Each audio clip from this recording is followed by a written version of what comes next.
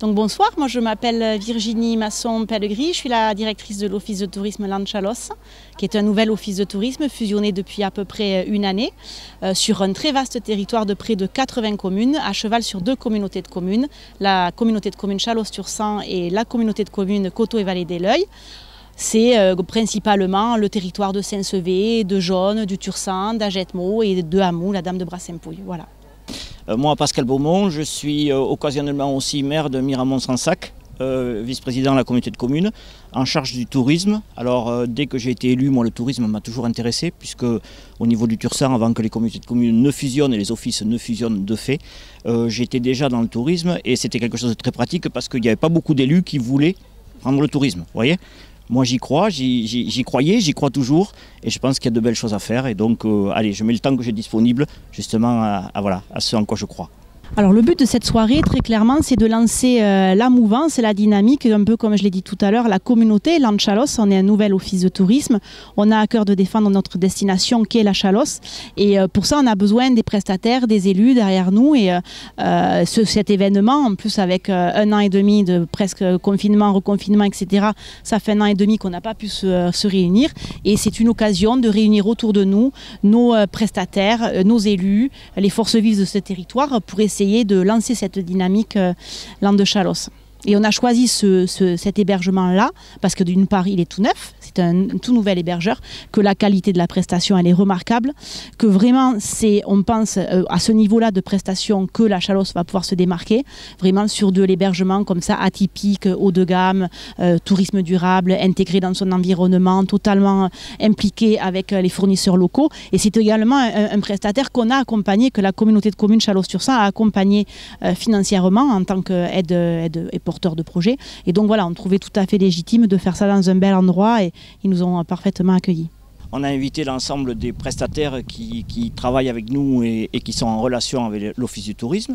On a invité aussi tous les élus parce qu'on pensait qu'il était important que les élus se rendent vraiment compte et comme je l'ai précisé parce qu'on y met un budget et je voulais que les élus puissent voir ce que nous faisions de ce budget-là et quel était le destin de notre Office du tourisme ou du moins vers quoi on voulait tendre.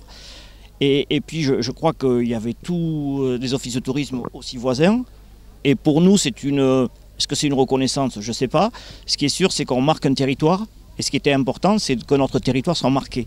C'est-à-dire que je dis toujours, on peut avoir le plus beau magasin du monde, bien rempli, mais si on ne sait pas où il est, ça ne sert à rien. Donc aujourd'hui, il faut qu'on se situe. Il faut qu'on arrive à devenir une destination, parce que quand on sera une destination, nos touristes arriveront et ils auront vraiment de quoi trouver, parce que le site, enfin, je dirais le secteur est beau, voilà, au niveau paysage, au niveau tranquillité, et est-ce qu'aujourd'hui, c'est ce que les gens recherchent? Sûrement, il faut qu'ils nous trouvent et on va les aider à nous trouver. Alors, oui, le numérique, c'est fondamental. Il faut savoir, et c'est les statistiques nationales, 9 touristes sur 10 ne passent pas par un office de tourisme.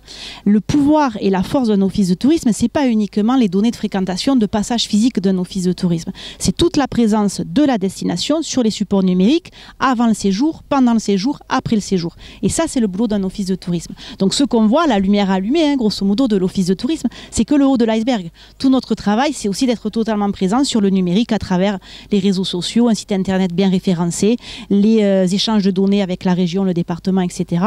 Tout ce travail-là, c'est ce qu'on appelle du back-office et c'est ce qu'on fait tout le long de l'année. Et là, on n'en voit que vraiment le haut de l'iceberg. Les 3 flyers que je vous ai montrés et les accueils physiques ouverts, c'est réellement 5% de notre temps de travail. Le reste, c'est vraiment du off, le bas de l'iceberg pour construire une destination et ça passe notamment par le numérique. Une des missions de l'Office de tourisme, c'est de travailler sa communication, sa promotion. Ça passe notamment par les guides à la fois numériques comme papier des grands prescripteurs nationaux. On est présent. La Chalosse et différents sites de Chalosse sont présents sur à peu près tous les guides qui comptent. Simplement, notre travail, c'est d'intensifier cette donne, d'intensifier ce qui est raconté sur la Chalosse. Et c'est un travail qu'on s'attelle à faire au quotidien. Après, ça ne peut pas se faire sans l'aide et sans l'ouverture du CDT. C'est d'abord ces guides là travaillent avec le CDT et c'est ensuite le CDT qui leur ouvre les portes du territoire. Mais ce qui est très encourageant, c'est qu'il y a quelques années, le CDT, voilà, la Chalosse, ce qui comptait, c'était surtout le littoral et le thermalisme. Et là, on voit bien que le CDT nous écoute davantage et force de proposition et nous aide à accueillir ces guides-là. Donc, d'une part, on peut les remercier et d'autre part, on voit bien qu'il y a un frémissement, une émulation de médias de manière générale et qui est en train de prendre. Et ça, c'est peut-être, j'allais dire, c'est celle-là la plus jolie des récompenses pour nous, c'est de voir qu'on ne prêche plus dans le désert et qu'on commence enfin à avoir de l'audience auprès notamment de ces grands guides touristiques. Et donc, on espère en accueillir le plus souvent possible et le plus nombreux possible.